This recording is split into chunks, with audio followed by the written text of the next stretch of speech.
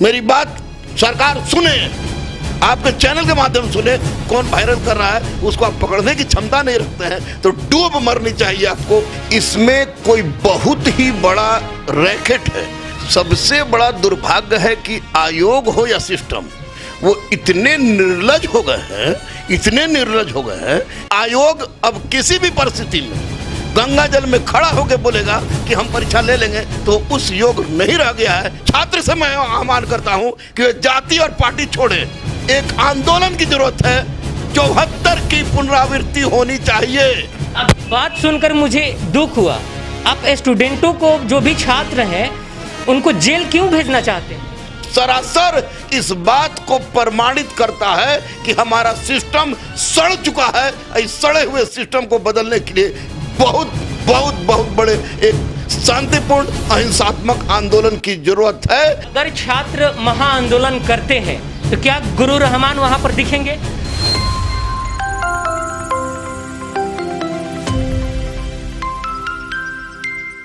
तमाम मुद्दों पर बातचीत करने के लिए हमारे साथ रहमान, पहले तो स्वागत है।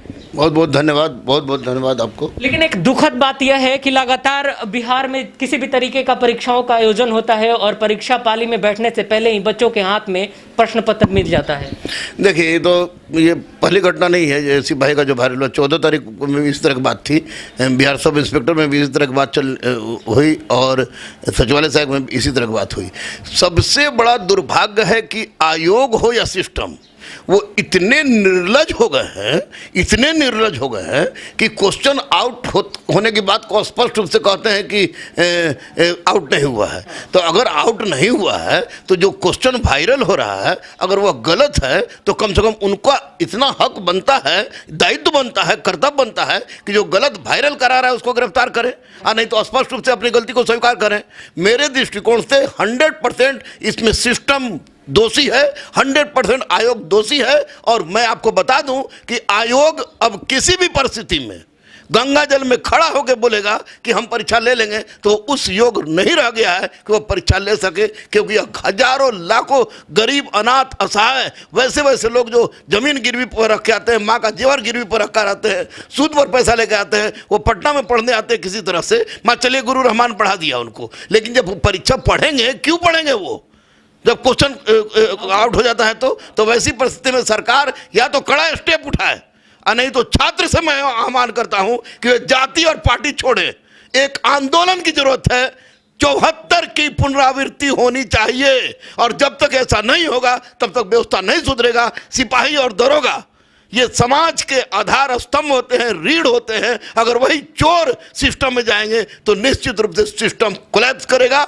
और इसके लिए पूरी तरह से मैं सिस्टम और आयोग को दोषी मानता हूं कि अगर क्वेश्चन आउट हुआ है तो स्वीकार करें, अगर आउट नहीं हुआ है तो वो वायरल करने वालों के लिए आप कहते हैं कि मेरा साइबर जो सेल जो है वो भारत में दूसरे स्थान पर है। तो जब आप ये नहीं कर पा रहे कि कौन वायरल कर रहा है उसको आप पकड़ने की क्षमता नहीं रखते हैं तो डूब मरनी चाहिए आपको।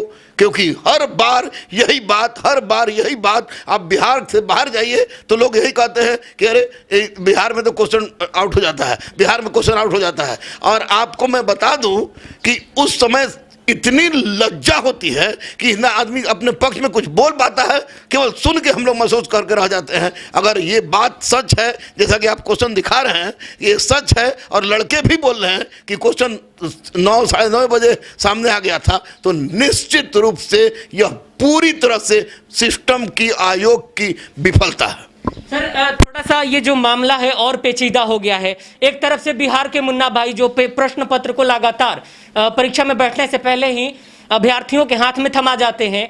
एक तरफ स्टूडेंट यानी अभ्यर्थी जो एग्जाम देकर निकलते हैं वो ये कहते हैं कि यही प्रश्न पत्र उस हॉल में भी हमें मिला था जो हमें बाहर में मिला था, और एक तरफ आयोग ये कहता है कि नहीं, अलग है।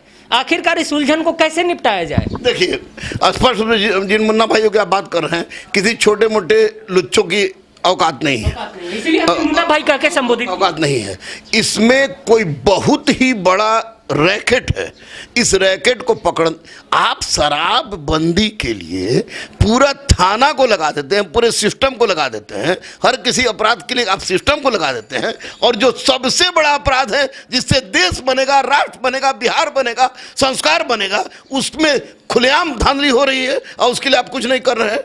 निश्चित रूप से इसमें पक्ष हो या विपक्ष, किसी को मैं नहीं कहता कि वो बच्चों के हित के लिए सोच रही है। बच्चों के पास अब सिवाय आंदोलन कोई रास्ता नहीं बचा है। अगर आयोग क्वेश्चन आउट हुआ है तो आयोग परीक्षा को रद्द करे, और मैं कहता हूं, मेरी बात सरकार सुने, आपके चैनल के माध्यम से सुने, आयोग सुने कि सिपाही की परीक्षा में अब रिटेन परीक्षा की कोई आवश्यकता नहीं है, रिटेन को समाप्त कर दे और फिजिकल को जितना टफ हो उतना करे, क्योंकि कम से कम योग्य सिपाही तो आएंगे जो कुछ काम कर सकते हैं। मैट्रिक पास रखे, इंटर पास रखे, लेकिन अब परीक्षा लेने की आवश्यकता नहीं है। उनको हिंदी इंग्लिश हिंदी पढ़ना लिखना आता हो, जैसा कि पहले था।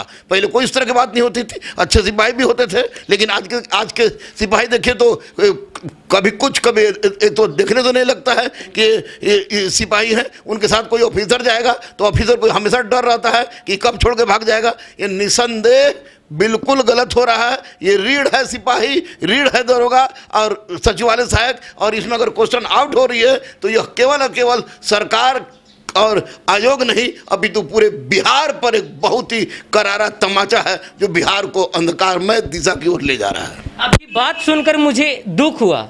आप स्टूडेंटों को, जो भी छात्र हैं, उनको जेल क्यों भेजना चाहते हैं? देखिए, जेल भेजने की बात नहीं कर रहा हूँ कि जेल जाने का कोई उपाय नहीं है। मैं यहाँ रोकूंगा। मैंने ये सवाल इसलिए किया क्योंकि एक तरफ बिहार सरकार यह कहती है कि किसी भी प्रकार का छात्र आंदोलन अगर रोड पर हमें दिखाई देगा तो हम या तो डंडा से मारेंगे और उल्टा ऊपर से एफआईआर करके हम जेल में भी डाल देंगे, नौकरी भी नहीं देंगे। खबर आपको भी मालूम होगा। क्या नीतीश बाबू छात्र राजनीति की उपज नहीं है? क्या माननीय लालू जी छात्र राजनीति की उपज नहीं है?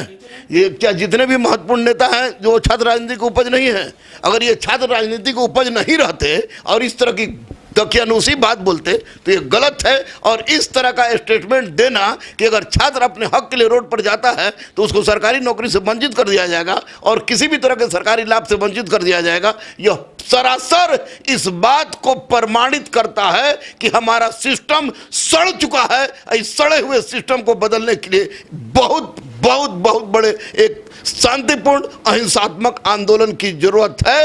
या तो सरकार निर्णय ले कि हम इसको सुधारेंगे, और नहीं तो छात्र निर्णय लें कि हम अगर गद्दी पर बैठाने की बात जानते हैं तो गद्दी से उतार कर फेंकने की भी बात हम जानते हैं। तो निश्चित रूप से ये आक्रोश बढ़ रहा है। आप मीडिया वाले हैं, मैं शिक्षक हूं, लेकिन एक बात आपको बता दूं कि बच्चों में आक्रोश है, बच्चों में असंतोष है, बच्चे कलप रहे हैं। और ऐसी परिस्थिति में मैं बच्चों से केवल यही रिक्वेस्ट करूंगा कि अगर सरकार अब अपनी व्यवस्था को नहीं सुधारती है तो वैसी परिस्थिति में आप लोग एकजुट होइए, क्योंकि महात्मा गांधी ने भी शांतिपूर्ण अहिंसात्मक आंदोलन किया था। आप एकजुट होइए, जाति और पार्टी छोड़िए और चलिए।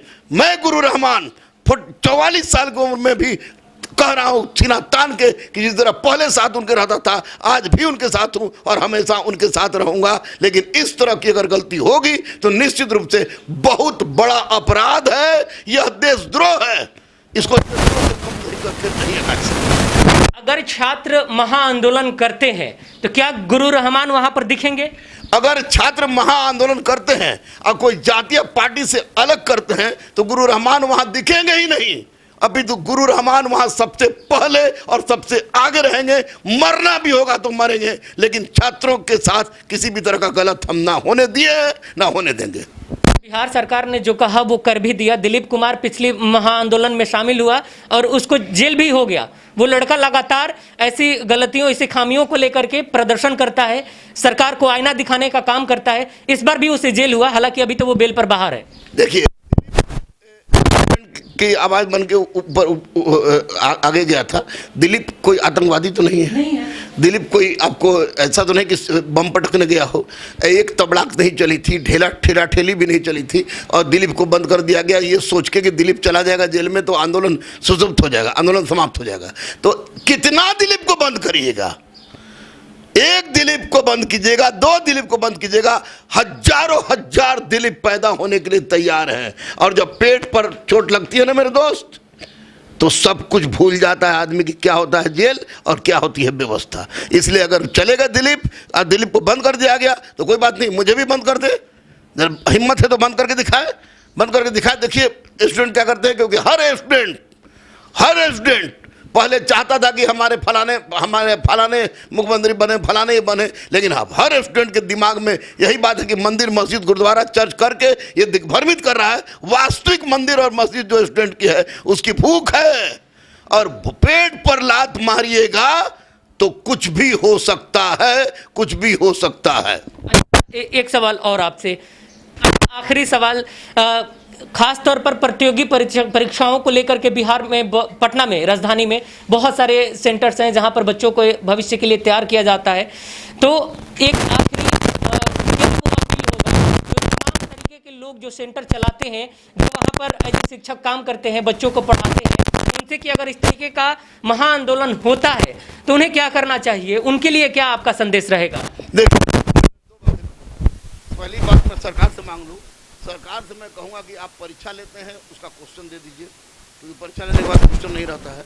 दूसरी बात कि आप जो कार्बन कॉपी होता है स्टूडेंट का, कार्बन कॉपी जो स्टूडेंट का कॉपी होता है उसको दे दीजिए। तीसरी बात कि परीक्षा आज हो रहा है तो 1 सप्ताह के अंदर उसका आंसर शीट जारी कर दीजिए। और चौथी महत्वपूर्ण बात कि किसी भी परिस्थिति में होम सेंटर मत दीजिए। ये सरकार से मेरा, आयोग से मेरा रिक्वेस्ट है।